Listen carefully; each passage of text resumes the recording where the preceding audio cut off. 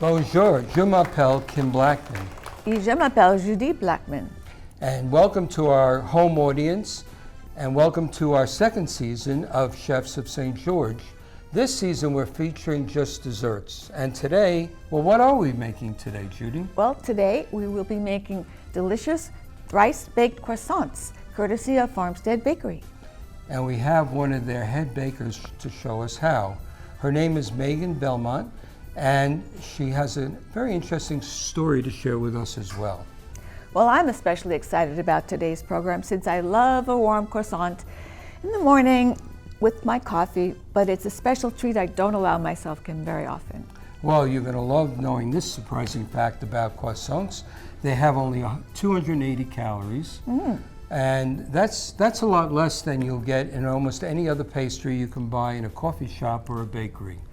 And another fact you might not know is that the French don't eat them every day. No. Their typical breakfast is toast, which is tartine in French, jam, butter, and coffee. And they outlive us for over 4 years on average. Wow, really? So, why don't you tell us something about the history of croissant? Be happy to. Actually, the croissant originated in Austria, not France. And it was a result of some bakers being able to foil an invasion by the Ottoman Turks. And to commemorate that event, the bakers created a pastry in the shape of a crescent, which was the symbol on the Turkish flag. Really?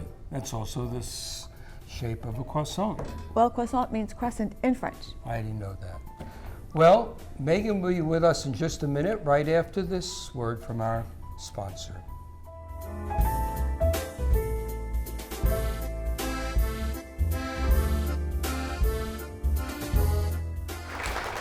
Well, thank you, everybody, and welcome back to the next part of our show. This is Megan. Megan, come on in and say hello. Hello.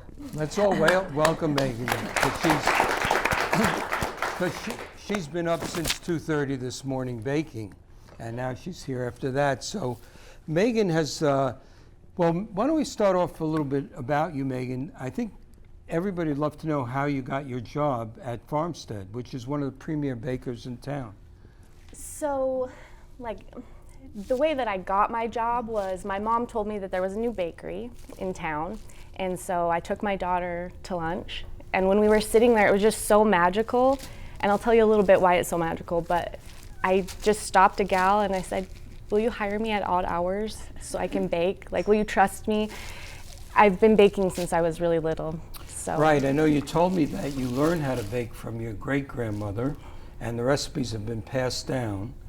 And it's interesting because the chefs that we've had on last season, many of them also developed their interest in baking or cooking from family and went on from there to be professional, just like yourself.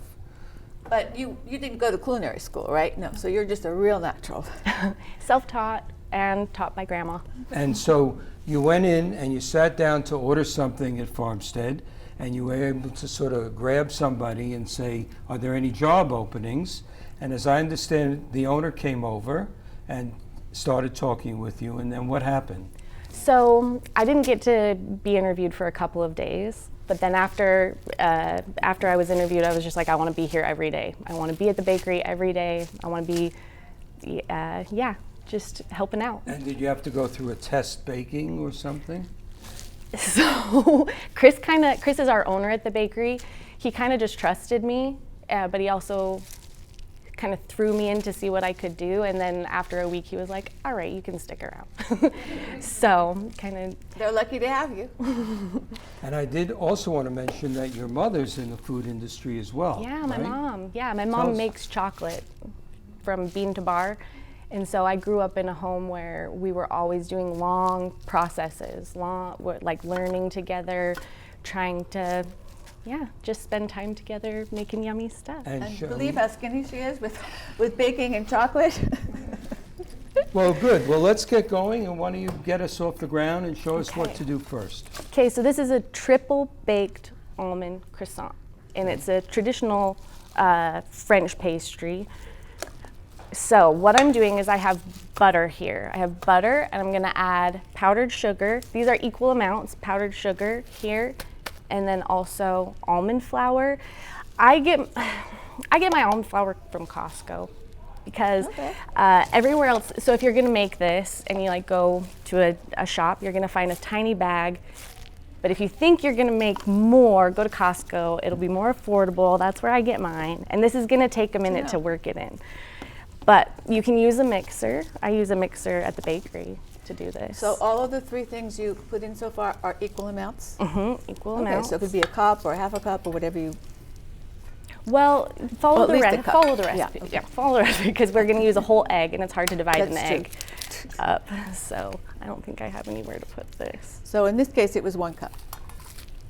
No, 2 cups of each, right? 2 cups of each. 112 grams. Excuse me. By the way, how many of you have a scale at home to measure? Great, because you know that is the professional and most accurate way whenever you're baking. You guys all have scales? to do Most of that. them do. And they're not No. expensive, and they really work great. And they take the guesswork out of it. They're just almost a must-have for any kind of baking. Okay, so the last thing I'm gonna add to this is, I almost forgot my all-purpose flour. We've got our all-purpose flour, 15 grams of that. And then, normally I wouldn't do this, but to save space, I've got both my vanilla and almond extract in here. And I'm just gonna dump the whole thing in because it's all I need. All right. But you know, you will have the recipe with the exact ingredients. Proportions. And proportions, yeah. If you use a mixer at home, scrape your bowl. So I'm gonna show you how to like pipe it. But if you have chunks of butter, if you don't mix it well enough, it's just gonna be real hard. Well, you have to cream that, right? And that's going to take a Yes, few it's gonna minutes. take a So minute. while you're doing that, we're going to have a word from our sponsor.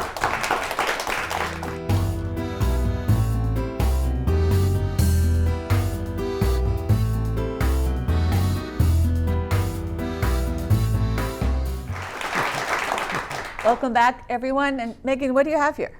So this is our almond filling, done. I creamed it all up. And we're gonna just set it aside now. We're gonna set it aside. You wanna make sure that it's nice and creamy, that you don't have chunks of stuff in there.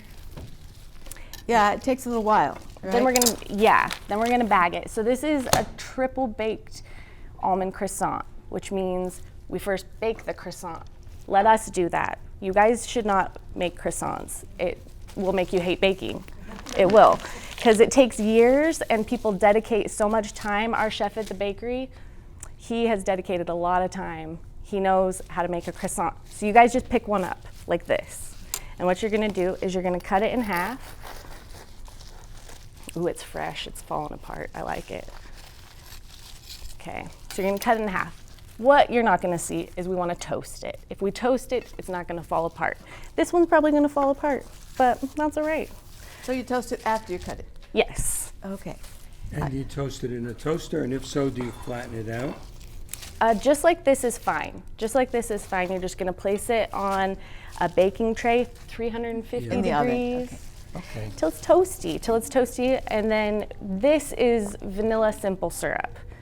And simple syrup is just equal parts water and sugar. And you simmer it, you kind of bring it to a boil, get it nice and hot, and then I add vanilla. You could really add whatever you wanted to simple syrup. You can add any extract, any flavoring, yeah. So learn how to make this. This one's just vanilla simple syrup. And we have the recipe for you. Yeah. It's pretty simple. It's called simple syrup. How to say that. All right, so this beauty is gonna get dunked. Dunked. She's dunked. She's ready to go. All right. So you do both sides. Okay. Yeah, so she's nice and syrupy now. Okay, so we want them to look pretty. So we've got the top and we've got the bottom. And I like to look at the shape of what I'm working with so that you get as much of this almond filling on all of it as possible. So we're just gonna. May I just say something? You notice that they're not crescent shaped anymore. That was another thing that the French changed.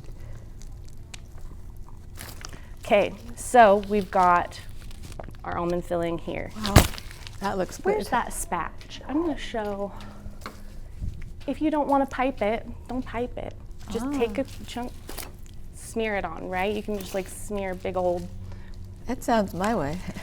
But at the bakery, we try to make things look pretty. So a lot of times I'll use this side, Oh, you're going to put it on top also, huh? put it on top. Yes, we're gonna put it on top also. Now we're gonna sandwich this guy. All right. And then, this is the funnest part. You can have anybody do this. I'm just praying that it doesn't fall apart since it's not toasty. We're gonna take it and we're just gonna crunch all these that's how you do almonds that. on here. You're giving it an almond bath. Yeah, we're gonna give her an Well, almond first a bath. simple syrup bath. And Yeah. So this has almond extract in it, right? I didn't tell you how much, like a quarter of a teaspoon, like teeny, in the nuts? into this filling. Oh, this. Because it already has almond flour, and we're going to be putting almonds on top, and almond extract is potent. So this is a finished guy. Do you want to try? Do you want to try to do it? I have an extra one. Okay. Yeah. Great. Okay, first is slice it without hurting Don't yourself. slice your hand. Right. You sit Put down it like down. that. Thank you. I just learned something right there. Yeah. So, also, you make these with strawberries and other flavors, right? We Fillings. make different variations. So, Whoops. so this is almond, right? Yeah, you can munch it. You can munch it. That's yours.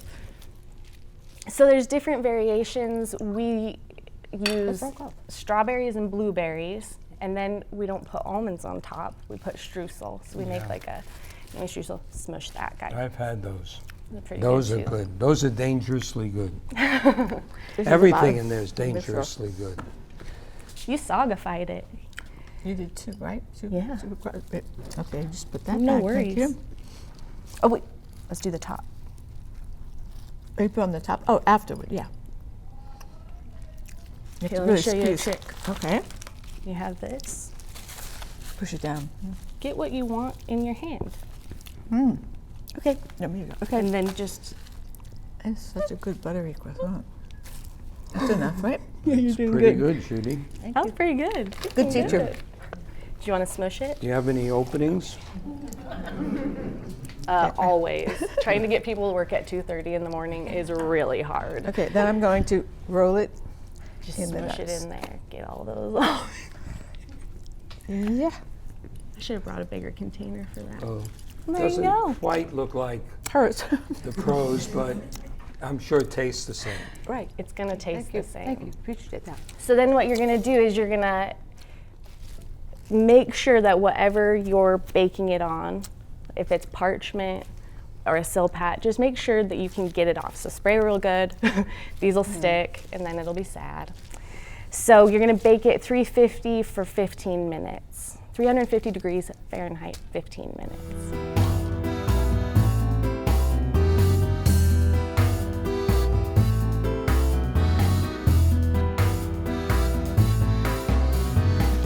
These are all done. See, all finished. And they're not here. falling apart. All right.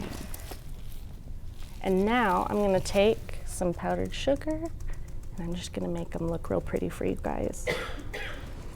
So we were talking about variations. You could do anything. So if you have leftover fruit, you could do that. If you have different nuts, you could do that.